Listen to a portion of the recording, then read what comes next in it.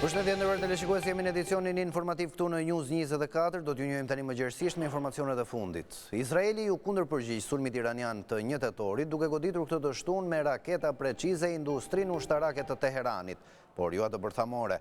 Ushtria izraelite sulmoi ndërtesa për prodhimin e raketave me të cilat u sulmua Izraeli, ndërsa kërkoi nga Irani që të mos ndërmarrë sulme të tjera.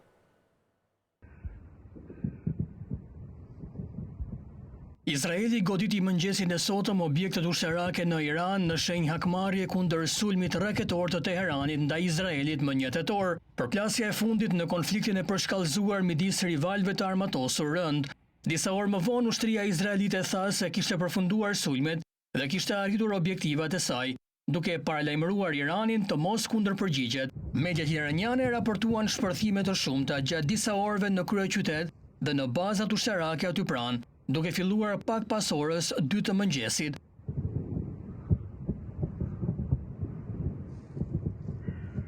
Ushtria izraelite tha se kishte goditur objektet e prodhimit të raketave dhe grupet e raketave Tok-Ajër, duke shtuar se avionet e saj ishin kthyer të sigurt në shtëpi. If the regime in Iran were to make the mistake, nëse regjimi në Iran do të bënte gabimin duke filluar një raund të ri për shkallëzimi, ne do të jemi të detyruar të përgjigjemi. Objektivat nuk përfshinin infrastrukturën energjitike dhe objektet bërthamore të Iranit, tha një zyrtar amerikan. Izraeli tha se kryeministri Benjamin Netanyahu dhe ministri i mbrojtjes Yoav Gallant ndoqën nga afër operacionin e sulmit nga qendra e komandës dhe kontrollit të ushtrisë në Tel Aviv.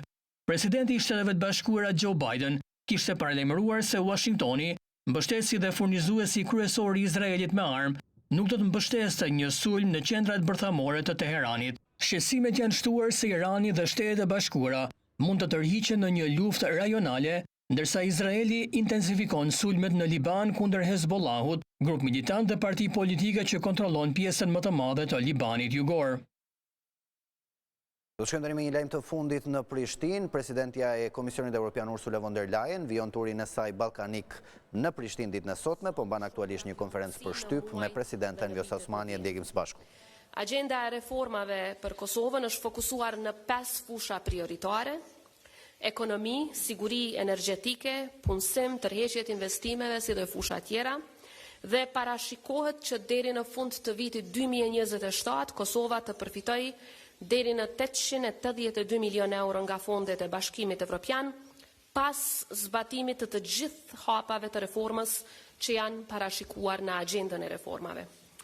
Respektivisht, Kosova do të jetë përfituesja më e madhe nga kjo paketë për kokë banori.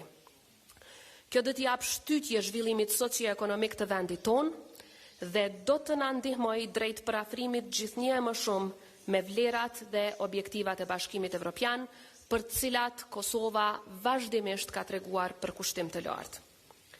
Republika e Kosovës shquhet për parafrimin 100% me politikën e jashtme dhe të sigurisë së Bashkimit Evropian.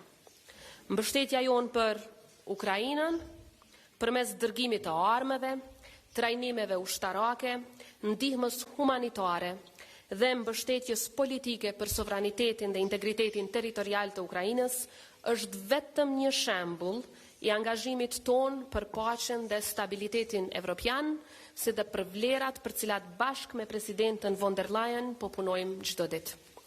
Duke qenë shteti i parë në këtë rajon që ka miratuar sanksionet ndaj Rusisë, Republika e Kosovës ka dëshmuar se parafrimi me politikat e sigurisë dhe mbrojtjes së BE-s dhe me politikën e jashtme të BE-s nuk janë vetëm fjalë, por vepra konkrete. Megjithatë, është fatikeq për sigurinë në gjithë rajonin tonë, por edhe për vetë luftën e drejtë të Ukrainës, që në Ballkanin Perëndimor një shtet vazhdon të jetë sateliti më i fortë i Rusisë në Evropë, e ajo është Serbia. Është koha e fundit që vendosmëria që BE-ja ka treguar në raport me Rusinë të tregohet edhe ndaj satelitëve dhe shërbyesve të Rusisë në rajonin tonë.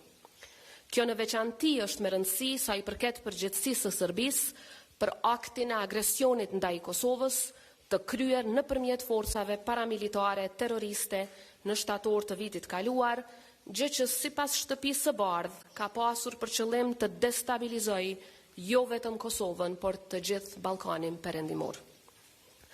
Kosova në anën tjetër po dëshmon vazhdimisht qasje konstruktive dhe po vepron në frymën e fqinjësisë së mirë, duke respektuar shtete tjera të rajonit, duke avancuar çdo ditë në sundim të ligjit dhe duke mbajtur sistemin më të avancuar kushtetues në gjithë kontinentin evropian sa i përket të drejtave të pakicave. Andaj sot kemi nevojë që Bashkimi Evropian t'i vlerësoj dhe t'i njohë këto arritje. Rrjedhimisht është koha e fundit që edhe masat e padrejta ndaj Kosovës të largohen përfundimisht. Përveç se të padrejta, këto masa po dëmtojnë drejt për drejt qytetarët e Kosovës pa dallim dhe kanë dëmtuar edhe vetë procesin e dialogut duke e bërë atë tërësisht të pabalancuar, të pabarabartë dhe të pa kredibilitet. Heqja e masave është reflektim i nevojave të gjithë qytetarëve të Republikës së Kosovës, gjithë komunitetit biznesor, por do të ishte edhe përgjigje ndaj plotësimit të parakushteve që vetë BE-ja i kishte vënë në raport me Kosovën sa i përket këtyre masave. Ne kuptojmë që procesi i vendimarrjes është kompleks sa i përket shteteve anëtare dhe jemi falendërues për propozimin e Komisionit Evropian që të hiqen këto masa. Shpresojmë që sa më parë që do të merret një vendim i tillë nga i cili po e përsëris përfitojnë vetëm e vetëm qytetarët e Kosovës pa dallim etnie. Kosova vazhdon të shquhet si shembull i demokracisë në rajone përtej. Këtë nuk e themi vetëm ne, por e paraqesin edhe raportet më kredibile ndërkombëtare. Kjo nuk do të thotë megjithatë që nuk kemi sfida para vetës dhe që kemi arritur gjithçka, por përkundrazi që duhet t'i njohim të arriturat dhe të njëjtën kohë të investojmë edhe më shumë në reforma, qofshin ato në fushën e demokracisë së sundimit të ligjit, qofshin ato në fushën e ekonomisë, e njëkohësisht të vazhdojmë të punojmë përsa afërmi me aleatët tanë të sigurisë, me shtetet anëtare të BE-s, me shtetet e NATO-s, për çështje që duhet të koordinohen sepse janë në interes të Republikës së Kosovës. Ne shpresojmë dhe besojmë shumë shpejt që edhe aplikacioni i Kosovës për antarësim në Bashkimin Evropian do të marrë trajtimin e merituar. Fare në fund, zonja Presidente e Komisionit Evropian, e dashur Ursula, më lejoni të theksoj se Kosova do të vazhdojë të mbetet e paluhatur në përkushtimin e saj drejt së ardhmës në familjen e shteteve anëtare të BE-s, duke forcuar rolin ton si një partner konstruktiv në rajon, duke avancuar vlerat tona demokratike dhe duke fuqizuar gjithnjë më shumë pozitën dhe potencialin ton ekonomik. Për Kosovën, syt janë ka BE-ja, sot mot e përherë. Faleminderit. Thank you very much, Madam President. Thank you very much for welcoming me back to Pristina. Thank you, dear. Thank you. Again, Madam President Diaviosa, thank you very much for welcoming me back here to Pristina. We had an excellent meeting and we discussed the progress made by Kosovo on its EU-related reforms. Your efforts have already led to a major success, and that is the visa-free travel regime. I remember very well how, rightly so, intense the wish was to get to this goal. You've made it. You've made it. Since January, the people of Kosovo can travel to the European Union without a visa, like all citizens of the region. And this shows how much we can achieve together. So, congratulations again on this big success of yours. Dear Vjosa, I know that over the past years, Kosovo has worked hard to strengthen democracy and the rule of law with big success. You have just described the progress.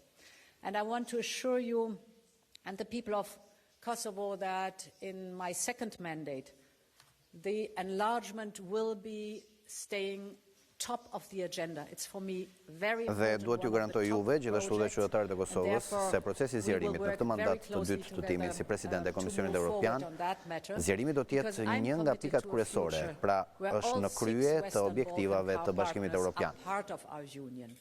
We have now all the necessary tools and instruments in place to make it a reality. And I want to stress specifically one initiative you mentioned also, and this is the growth plan. The growth plan for the Western Balkans is designed to bring the region's economies closer to our single market. Plani I rritjes për Ballkanin Perëndimor ka për qëllim që të sjellë tregun e vendeve të Ballkanit në një treg qendror dhe të parafrohet me Bashkimin Evropian. The push forward for democracy and the rule of law, but also the economic prosperity that we see or saw in the countries that joined the European Union. And here now Objektivi është që të arrihen gjitha qëllimet e vendosura nga Bashkimi Evropian dhe të ketë një prosperitet më të lartë ekonomik. Of the single market now to our Western Balkan partners, so that companies from Kosovo, for example, can access the single market. Objektivi gjithashtu i planit rritjes është që të ketë një treg përbashkët rajonal dhe të gjitha kompanitë nga Kosova të bashkëpunojnë me vendet e tjera njësoj siç punojnë me kompanitë e tyre në vendin mëm. Ka aktualisht një ndërprerje të sinjalit. And most Western Balkan countries have their reform agenda ready. So does Kosovo. And I must say, Shumica e Kosovo vendeve has done a great bashkimit job të on Ballkanit this reform Perëndimor agenda, kanë so agendën e tyre congratulations to you and your tashmë të team realizuar. for Kanë delivering gati on this gjithashtu dhe one. Kosova, Now we pra should kanë ecur be able përpara me to objektivat e start vendosura nga Bashkimi the Evropian. pre-financing of more than 60 million euros, which could be released already before the end of the years. Overall, as you said, more than 880 million euros are available for Kosovo under the growth plan. So I think this is a typical project where we look at Kosovo and the relationship to the European Union. It's in our hands to make it happen. 880 milion euro And the first steps grante are dhe already very investime, promising. gjithashtu dhe kredi për Kosovën. In this context, I also warmly welcome the agreement that was found 2 weeks ago at the Berlin process to unblock the common regional market in the Western Balkans. Also Gjithashtu very duhet important përshëndes for the vendimin e marrë 2 javë më prosperity of parë the në Western procesin e Balkans. Berlinit për This të agreement zhbllokuar lifts tashmë restrictions tregun on e exports from Serbian rajonal goods into Kosovo. në mes We have also Ballkanit discussed the Perëndimor, European funding for the new kryesisht për X-ray Kosovën. scanners. They will be used to screen these goods, that is important, before they enter your market at the crossing point. So all this is excellent news because these are concrete steps towards the European Union Këto të gjitha and janë lajme normalization. fantastike I dhe congratulate një you hap on përpara the constant në determination, afrimin the e vendeve të stamina Ballkanit you Perëndimor, have, konkretisht and the will you Kosovës show, me Bashkimin Evropian. on this path forward toward the European Union. I am convinced that we will continue both together this success story, and thank you again for hosting me here in Kosovo. Jam shumë e sigurt që ne do ta vijojmë së bashku këtë rrugë të nisur dhe faleminderit edhe një herë për mikpritjen. Hapim për pyetje nga gazetarët. Ju rikujtoj që kemi kohë vetëm për 2 pyetje për presidentin Osmani dhe 2 pyetje për presidentin von der Leyen. Mirdita, Besnik Tahiri, Klan Kosova, Madam President von der Leyen. My first question is on the measures that the European Union is having against Kosovo, and it seems to be that it's not delivering also on the Bashkimi Evropian ka vendosur për Kosovën sanksionet given almost 2 years ago. When the European Union is going to deliver on these two things?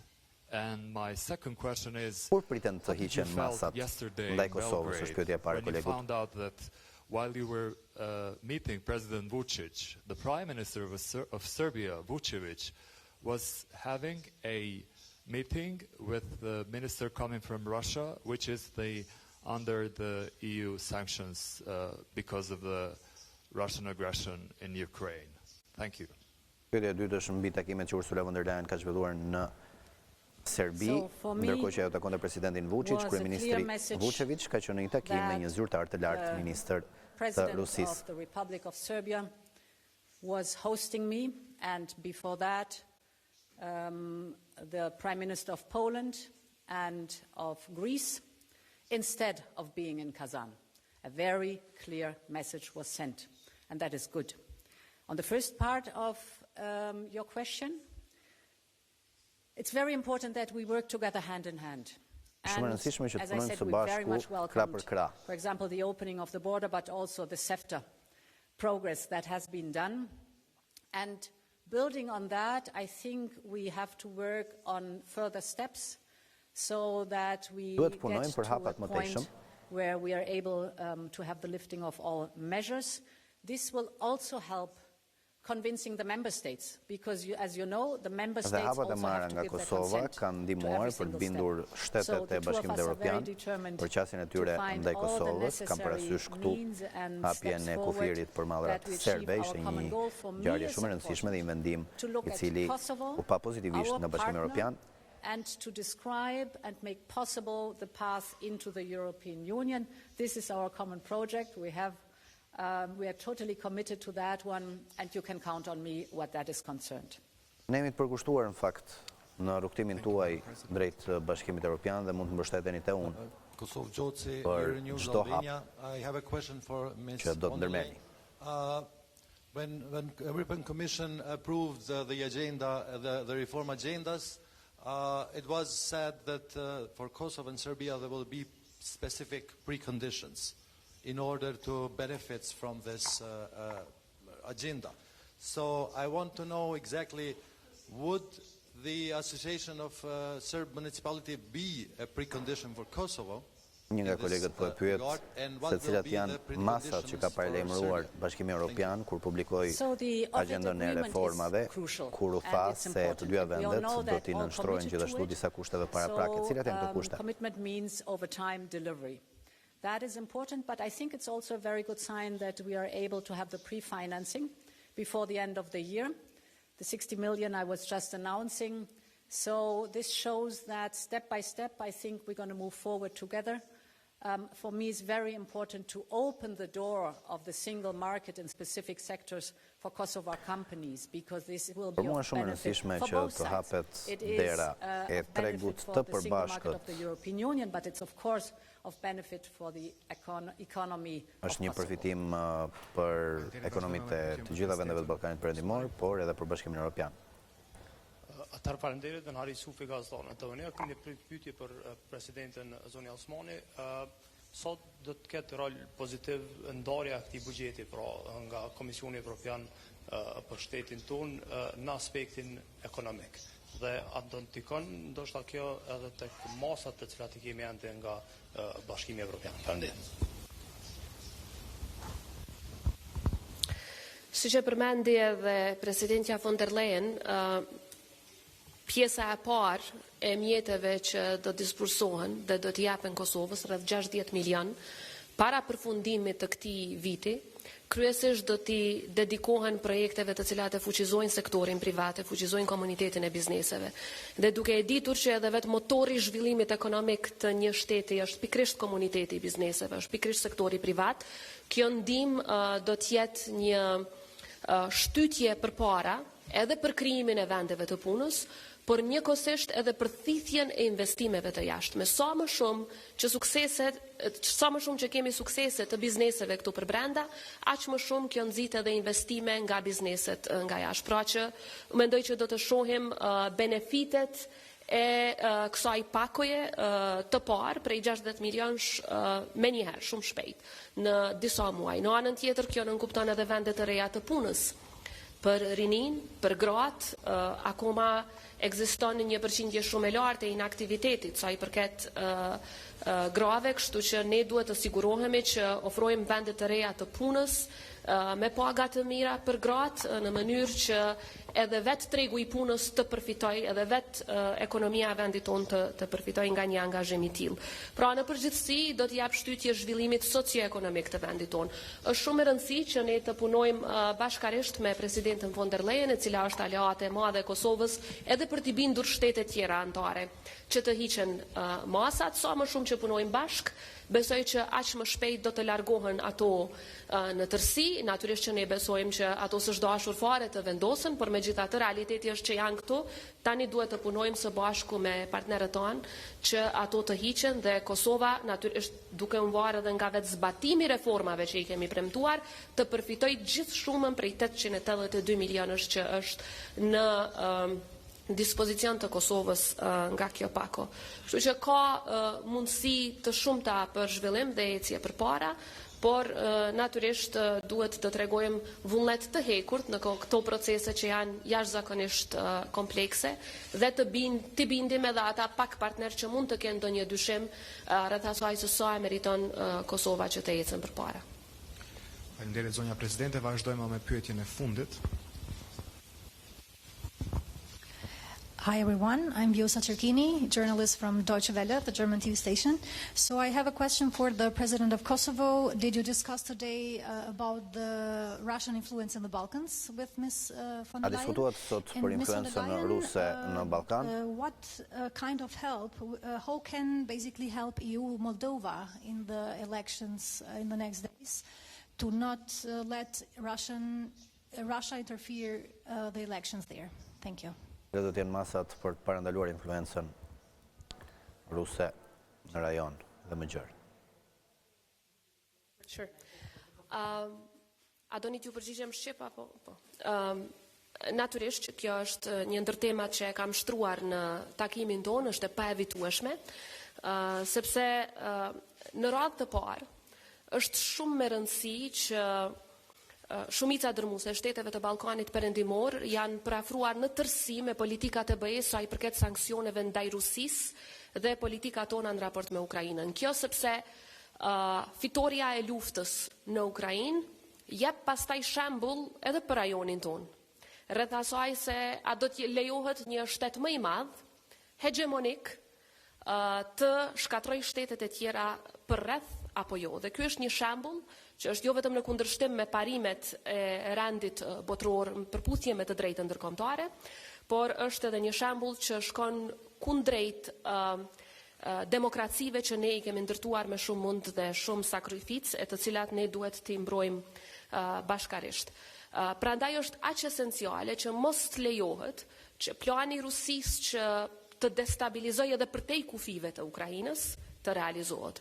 Dhe për ta parandaluar një plan të tillë, ne duhet të sigurohemi që gjërat t'i quajmë me emrin e tyre. Pra, kush është shtet pro-evropian edhe në vepër, të quhet shtet evropian në vepër, dhe kush është shtet që i shërben interesave të Rusisë në zgjerimin e kësaj influence, të quhet si i tillë. Për fatin e keq të gjithë rajonit, ne kemi parë që nga pushtimi rus në raport me Ukrainën, influenca ruse në Serbi është rritur, prezenca e medjave ruse si Russia Today apo Sputnik e tjera në Serbi është rritur, prezenca e oligarkëve rus në Serbi është rritur, prezenca e agentëve rus të cilët tentojnë me destabilizu jo vetëm Kosovën, po edhe shtete tjera në rajonin tonë është rritur, prezenca e armëve ruse, madje edhe atyre kineze, është rritur, dhe kjo tregon për rritje të influencës edhe politike edhe ekonomike edhe ushtarake të Rusisë në Serbi, dhe kjo arsyeja pse unë e përmend është për shkak se ka për qëllim të destabilizojë secilin shtet në rajon. Dhe këtu ne duhet i bashkojmë forcat që ta parandalojmë një gjë të tillë.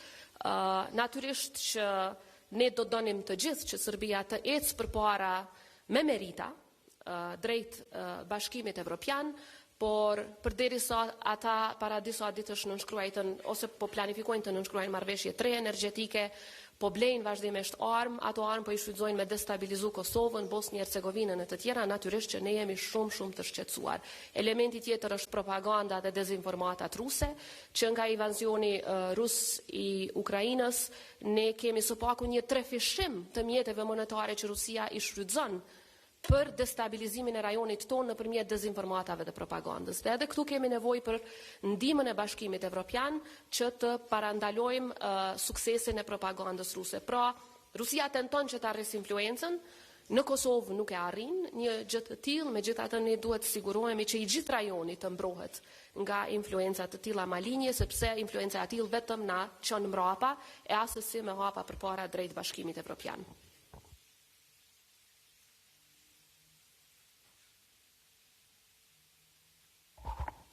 So on your question concerning the Russian interference, we see that Russia is leading hybrid attacks against democracies. And the aim is to destabilize these democracies. But we have tools. We work with transparency. We can debunk the misinformation. We can unveil the propaganda. And that's what we're doing on a daily basis to the benefit of a whole region. We see that Russia is trying to spread its false narrative without success, that it is possible for us to stand up with the truth and with transparency and with very clear messaging. So here we are really countering a hybrid attack that Russia is leading against democracies. I've just been in Moldova, and there too we presented the growth plan for Moldova. We're working very closely with Moldova to secure their energy supply, also for the upcoming winter. And in many other topics, we are working very closely with Moldova. So it is important for the people of Moldova to express their choice as a sovereign country, where they see their future. And we in the European Union very much want to see our common future in the European Union with Moldova. Thank you. Rastin e Moldavis Ursula von der Leyen deklaroi që bashkë me Moldavin duan që të kenë një të ardhme të përbashkët bashkë me të tjera të rajonit të Ballkanit Perëndimor në Bashkimin Evropian si vende të integruara. Ndoqëm konferencën e përbashkët për shtyp presidentes Komisionit Evropian Ursula von der Leyen e presidentes së Kosovës Zonjës Vjosa Osmani, e cila i kërkoi homologes së Komisionit Evropian që të hiqen masat shtrënguese ndaj Kosovës vendosuar gati 2 vite më parë tashmë, ndërsa nga ana tjetër Ursula von der Leyen deklaroi se është e kënaqur me përparimin që Kosova ka bërë deri tani dhe deklaroi që është e angazhuar edhe personalisht si presidente e Komisionit Evropian për integrimin e Kosovës në institucionet e Bashkimit Evropian. Ne do të shkëputim tani për një hapësirë publicitare, rikthehemi pas pak me informacione të reja.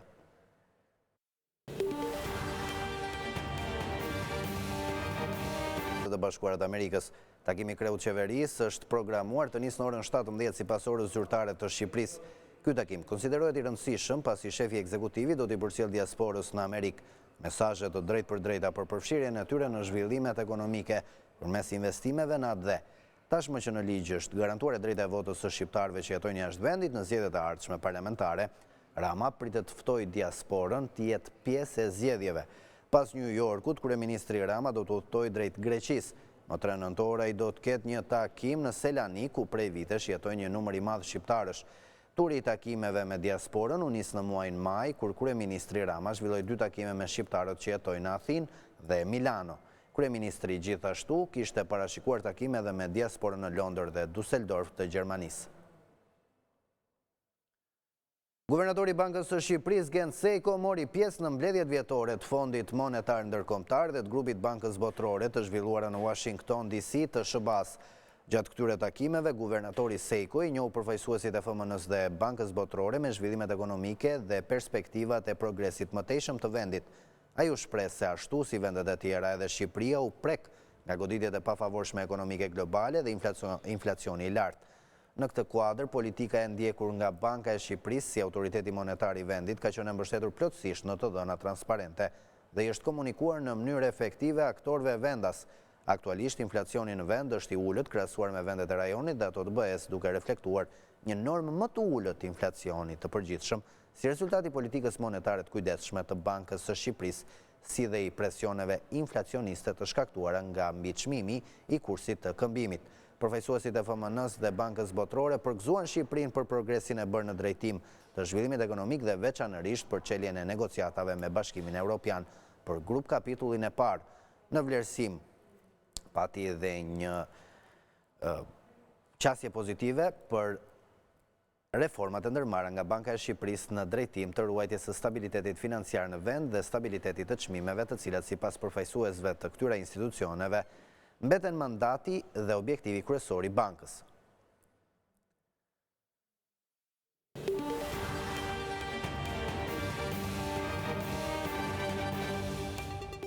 Ndrojmë temën e informacioneve tona. Deputeti i Partisë Socialiste Plaren Dreca është vënë zyrtarisht nën akuzë nga prokuroria e posaçme për shkeljet barazisë në tendera. Deputeti socialist Plaren Dreca, i cili hyri në kuvent pas arratisë së ish zëvendës kryeministit Arben Ahmetaj, është marrë i pandehur nga prokuroria e posaçme për akuzën e shkeljes së barazisë në tendera. Ai akuzohet lidhur me procedurat për rikonstruksionin e 4 komisariateve, gjatë kohës që ushtronte detyrën e sekretarit të përgjithshëm të Ministrisë së Brendshme, ndërsa nuk u paraqit personalisht në SPAK për të njohur me akuzën, por ishin përfaqësuesit e tij ligjor që morën kontakt me prokurorët e posaçëm dhe u njohur me përfundimin e hetimeve. Burime pranë SPAK thanë se lidhur me këtë çështje janë marrë të pandehur edhe disa zyrtarë të tjerë mes të cilëve antar të Komisionit të Vlerësimit të Ofertave.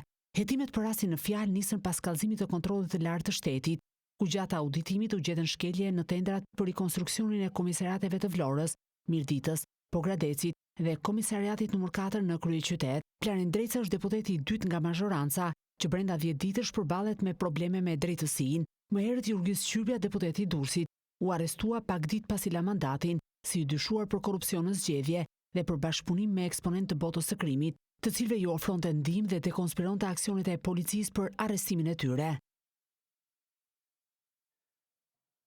Në dosjen e SPAK për hetimet ndaj Ilir Metës dhe Monika Kryemadhit, thuhet se nëna e kësaj të fundit, Fatime Kryemadhi, mori kredi rreth 300.000 euro dhe futi në sistemin bankar një shumë prej 846.000 eurosh, shumë e pa justifikuar.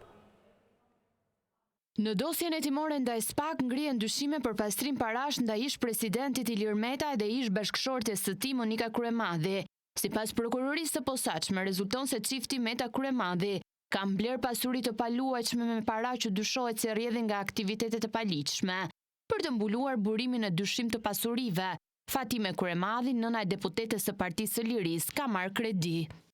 Me qëllim për të mos përdorur për blerjen e apartamenteve shuma parash me origjinë korruptive apo të pa justifikuara, ndërkohë që në këtë periudhë Ilir Meta akuzohet për një fakt korrupsioni në lidhje me shtetasin Kastrot Ismailaj, është përdorur si truk marrja fillimisht e 2 kredive bankare, më pas është bërë shlyerje e kredive nëpërmjet depozitimit kesh pa burim të ligjshëm nga Fatime Kryemadhi ose me deklarimin e burimeve të paqena, dhe është arritur të futet në sistemin bankar një shumë e pa justifikuar parash prej 846.000 eurosh. Prokurorët e posaçëm argumentojnë se gjatë marrjes në pyetje Fatime Kryemadhi nuk ka dhënë shpjegime të besueshme dhe është përpjekur të justifikojë paratë me të ardhura nga UHAT përmes deklaratave notariale, të cilat janë përpiluar pas thirrjes së saj në prokurori. Në dokumentin e SPAK thuhet se Fatime Kryemadhi nuk ka patur mundësi për të krijuar të ardhura në shumën 300.000 euro, paratë të cilat i ka përdorur për të likuiduar kredinë e marrë, të cilën e përdori për të financuar Monika Kryemadhin dhe Ilir Metën për blerjen e apartamentit regjistruar në emër të një personi të tretë. Rezulton se ajo i ka marrë kredit bankare me qëllim për të futur në sistemin bankar nëpërmjet pagimit të kësave të kredive shuma monetare, të cilat burojnë nga veprimtari korrupsioni. Pra shumat e ligjshme të përfituara nga kredit janë kthyer në bank me para të paligjshme, të përfituara nga veprimtari korruptive. Ish presidenti Ilir Meta, i cili po mbahet në arrest, dhe ish bashkëshortja e tij Monika Kryemadhi dyshohen për korrupsion, pastrim parash dhe fshehje pasurie. Gazmend Bardhi ka publikuar dokumentet me firmën e Belinda Ballukut, ku sipas tij vërtetohet se Ministri e Infrastrukturës ka shmangur bursën e energjisë për të favorizuar disa kompani private. Fatura e dëmit në buxhet, thot Bardhi, është 180 milion euro, ndërkohë që pak ditë më parë i është drejtuar dhe SPAK-ut me një kallëzim penal. Pas denoncimit të bërë disa ditë më parë, kreu i grupit parlamentar të Partisë Demokratike, Gazmend Bardhi, ka publikuar dokumentet për të cilat thotë se tregojnë se Ministre e Infrastrukturës dhe Energjetikës, Belinda Balluku, me firmë dhe me vull ka shmangur bursën e energjisë për të favorizuar disa kompani private. Dokumentet zyrtare tregojnë se me firmë dhe me vull, Belinda Balluku ka vendosur që volumet e blera në tregun vendas të energjisë do të prokurohen ekskluzivisht nëpërmjet tregut Alpex, në përputhje me përcaktimet e ligjit numër 43 fraksion 2015 të sektorit e energjisë elektrike, pavarësisht origjinës së energjisë në fjalë, duke filluar nga viti 2023. Mirëpo, për llogaritë të një grushti klientësh privat në shkelje flagrante të ligjit, thot Bardhi, Balluku ka lejuar shitjen më lirë dhe blerjen më shtrenjtë e energjisë jashtë bursës, duke i krijuar favorizim kompanive private dhe duke i sjellë një dëm sipas tij për rreth 180 milion euro buxhetit të shtetit. Kryetari i grupit demokrat thot se ky është një krim shtetëror dhe se kjo është një aferë monstruoze që i bëhet një populli të varfër që e paguan shtrenjtë energjinë elektrike, vetëm se Belinda Balluku dhe një grusht kompanish të përzgjedhur prej saj kanë vendosur të pasurohen në kundërshtim me ligjin. Për rastin në fjalë, pak ditë më parë, Partia Demokratike kallëzoi në SPAK zëvendës kryeministren Belinda Balluku, duke e akuzuar për një skem korruptive lidhur me shitblerjen e energjisë elektrike. SPAK ka dërguar për gjykim dosjen hetimore ndaj ish-drejtoreshës së kadastrës së Durrësit, Raimonda Dashi, akuzuar për ndihmën e saj në pastrimin e parave për vëllezërit e Ramaj. Të akuzuarit, përfshirë edhe Ardian Malasin, akuzohen për pastrimin e 1,25 milion eurove dhe 9 milion lekëve nga veprimtari kriminale. SPAK ka dërguar për gjykim dosjen hetimore për ish-drejtoren e kadastrës së Durrësit, Raimonda Dashi, e cila akuzohet se ka ndihmuar vëllezërit Besian dhe Leonard Ramaj të pastronin parat. Të tre akuzohen nga SPAK për pastrim të produkteve të veprës penale kryer në bashkëpunim. Gjithashtu në akuzë për pastrim parash është edhe Ardian Malasi. Vëllezërit e Ramaj rezultojnë se janë dënuar nga autoritetet belge në 2021 për vepra të lidhura me narkotikët, ndërsa që nga viti 2010 së bashku me Ardian Malasin, të njohurin e tyre kanë investuar në pasuri të paluajtshme në vendin tonë, kanë kryer shitblerje dhe transferime pronësish me qëllim pastrimin e të ardhurave. Parat e aktiviteteve kriminale të vëllezërve Ramaj jepeshin në dorë tek firma Ledio 04 me administrator Ardian Malasi në Shqipëri, e cila investonte në pasuri të paluajtshme. Sa kaq për të gjithë këto lëvizje, ata janë ndihmuar nga ish-drejtoresha e kadastrës së Durrësit, Raimonda Dashi, që prej vitit 2018. Sipas SPAK, shuma e përgjithshme e pastrimit të parave të përfituar nga aktiviteti kriminal i këtij grupi të strukturuar është 1.250.000 euro dhe 9 milion lek. Ndërkohë, me urdhër të GKK-s, janë konfiskuar dhe disa pasuri, si 12 apartamente në qytetin e Fierit, një dyqan 300 metra katror, gjithashtu në Fier, një ullishte me sipërfaqe 5.200 metra katror në Mallakastër, 4 apartamente në Tiranë, 3 garazhe, një shoqëri tregtare dhe 2 automjete.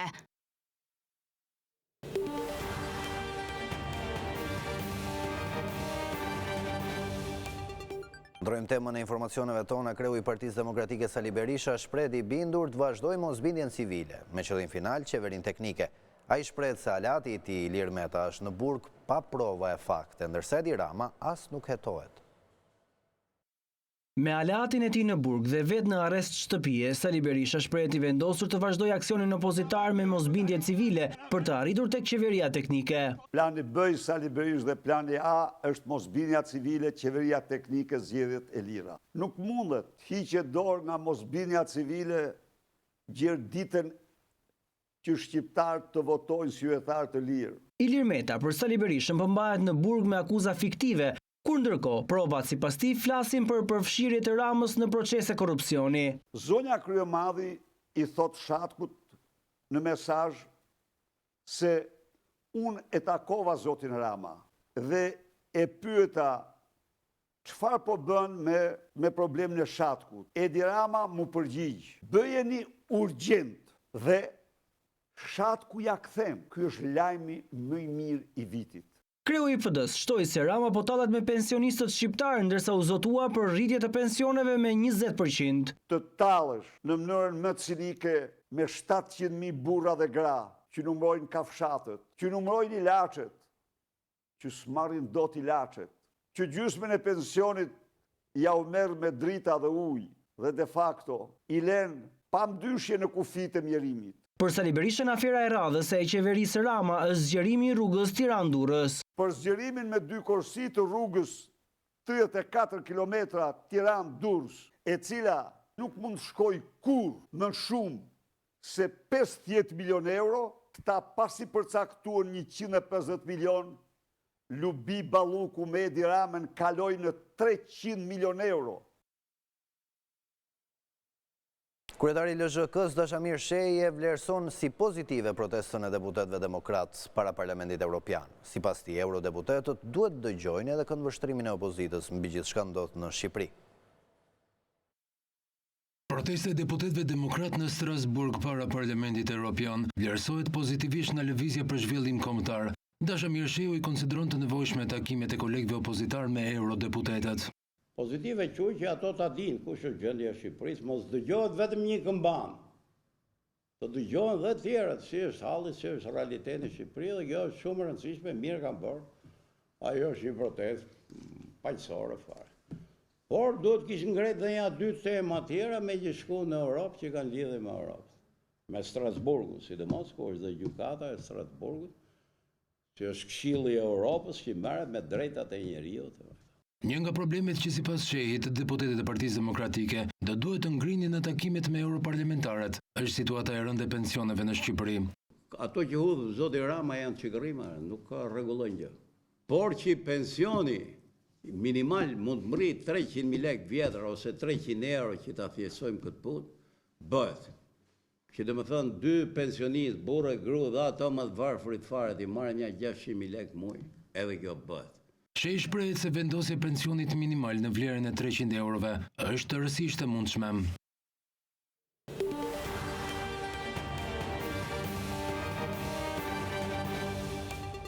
Ndrojmë temën e informacioneve tona, vjen për herë të parë në Shqipëri eventi më i madh ndërkombëtar i startupeve, Slasht, me mbështetje nga Kreditbank. Në 2 ditë do të ofrohen njohuri dhe zhvillim për ekosistemin e sipërmarrësve të rinj në vend. Slasht, eventi më i madh ndërkombëtar i startupeve që mbahet çdo vit në Finland, vjen për herë të parë në Shqipëri. Një event që do të ofrojë njohuri dhe zhvillim në ekosistemin lokal të sipërmarrësve të rinj. Kreditbank mbështet këtë ngjarje të rëndësishme 2 ditore dhe do të jetë prezent me ekspertët më të mirë për të orientuar dhe ndihmuar çdo investitor me produktet dhe shërbimet bankare. Në një takim hibrid, fizikisht dhe online, organizator vendase të huaj si dhe aktorë të ndryshëm të politikës, sipërmarrjes dhe inovacionit në Shqipëri shprehën rëndësinë e këtij eventi për vendin tonë, duke theksuar se kjo është një mundësi e shkëlqyer edhe për Shqipërinë për të krijuar një komunitet të ri sipërmarrësish me ide krijuese mbi fushën e teknologjisë. Bota jonë po ndryshon me shpejtësi të jashtëzakonshme dhe ne do të bëhemi gati për këtë të nesërme e cila po bëhet shumë shpejt e tashme. Freedom, liria. Njerëz të lirë që të jenë sipërmarrës, njerëz të lirë që të krijojnë, njerëz të lirë që të hapin një biznes, njerëz të lirë dhe pa komplekse që të bashkëpunojnë, njerëz të lirë që të ndryshojnë karrierë, njerëz të lirë që të studiojnë gjëra që duan studiojnë. Edhe më kujtohet se sa çmuar është liria. Ky edicioni i parë solli në Tiranë dhe Pjetër Veserbaka, themeluesin e Splash dhe Angry Birds, i cili njihet si një ndër 100 njerëzit më me ndikim në të gjithë botën, me pjesëmarrjen e rreth 13.000 individëve dhe rreth 5.500 investitorëve nga gjithë bota. Organizatorja e Slash D, Boralda Minaj, tregon mbi platformën e shkëlqyer ndër lidhjet dhe bashkëpunimet. Tirana Slash D vjen për herë të parë në Shqipëri si një nga eventet më të mëdha globale për të ndihmuar sa më shumë startupet e reja, sipërmarrjet e reja të investojnë dhe të krijojnë networkun e parë me investitorë, me venture capitalistë dhe të fillojnë të ngrenë startupin dhe sipërmarrjen e tyre. Falenderoj shumë dhe Kreditbank që u bë pjesë e këtij eventi, na mbështeti dhe suportoi. Ky edicion do të ketë edhe fituesit e tij, ku 3 nga pjesëmarrjet më të mira do të kenë mundësinë të vlerësohen me çmime speciale nga juria prestigjioze e investitorëve vendas dhe të huaj. Kjo ishte që përgatitur për këtë edicion informativ, për mos harroni për informacionet më të fundit, mund të shkoni në balkanue.com për të informuar mbi ngjarjet më të fundit nga vendi dhe nga bota në korale. Bashkë ndajemi këtu, mirupafshim.